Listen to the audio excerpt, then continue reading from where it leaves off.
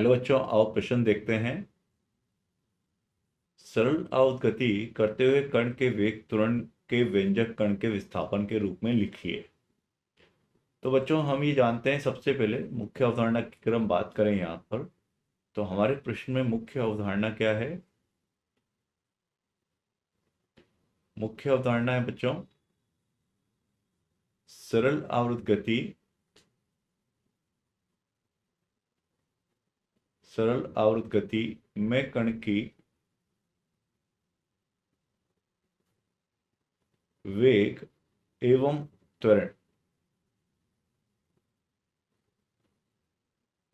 अब देखो, अगर हम कोई भी कण की बात करते हैं जो सरल आवर्त गति कर रहा है, तो हम जानते हैं कि जो y होता है, ठीक है, अगर हम बात करें किसी भी सरल आवर्त गति की बच्चों, तो सरल आवर्त गति में हम लिखते हैं f बराबर माइनस के एक्स। अभी हम अवधारणा की बात कर रहे हैं, ठीक है।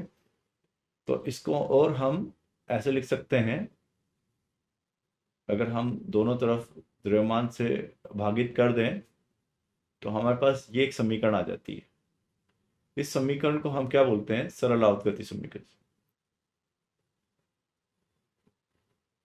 ये किसको प्रदर्शित करती है? सरल आवर्त गति को प्रदर्शित करती है,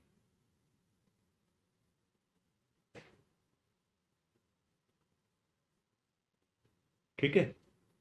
अच्छा, अब इस समीकरण का अगर अपन हल ढूंढते हैं तो ये हल आता है आपका x बराबर, ये यहां पर x क्या है? माध्य स्थिति से विस्थापन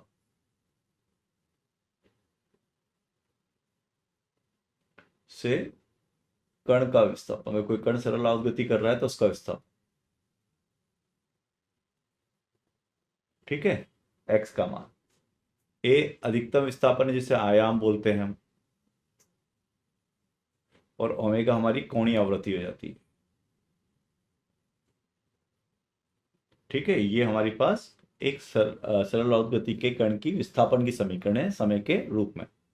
अब बच्चों, हमें क्या निकालना है? हमें वेग निकालना है विस्थापन के रूप में, ठीक है। अब अगर हम वेग की बात करें तो वेग क्या होता है बच्चों? हम सब जमा से जानते हैं, समय के साथ विस्थापन में परिवर्तन की दर, यानी कि इसको हम लिख सकते हैं इस तरह से, D x by D T, D x बटा डी टी। तो अगर हम x का अवकलन करें तो ये आ जाएगा आपके पास a omega cos omega T, चूंकि हम ये जानते हैं कि साइन ओमेगा टी का अगर हम अवकलन करेंगे तो क्या आएगा हमारे पास? ये आएगा ओमेगा कॉस ओमेगा टी, ठीक है। अच्छा, ये आ गया हमारे पास वेग। तो वेग को लिख दिया अपन ने क्या? ए ओमेगा कॉस ओमेगा टी। लेकिन बच्चों, इसको तो हमें किसके रूप में लिखना है? विस्थापन के रूप में लिखना है।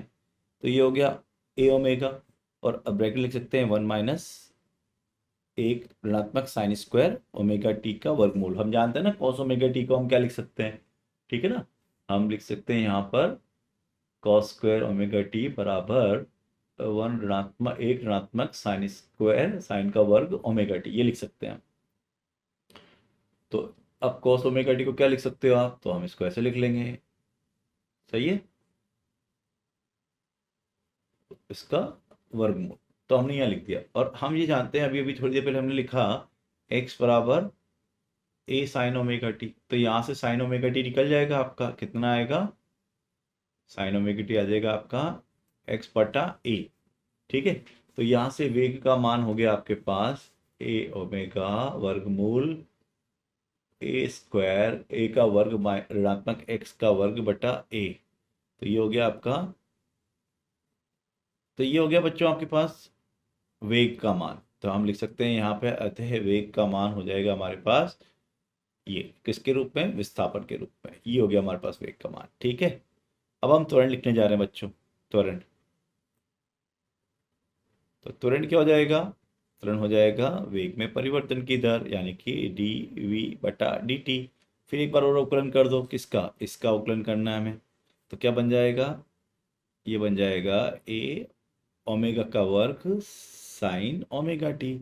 ऐसा क्यों? क्योंकि हम जानते हैं कॉस ओमेगा टी का अवकलन जो होता है वो ऋणात्मक साइन ओमेगा टी गुणा ओमेगा होता है। ठीक है, तो यहाँ से त्वरण हो गया आपका ऋणात्मक में ए ओमेगा स्क्वायर, और साइन ओमेगा टी को आप यहाँ से एक्स बटा ए लिख सकते हैं, तो ए से ए चला जाएगा, तो त्वरण का मान जो हो गया है ना, तो आप चाहें तो त्वरण को त्वरण ही लिख लें, क्योंकि दो ए आपको कंफ्यूज कर सकते हैं।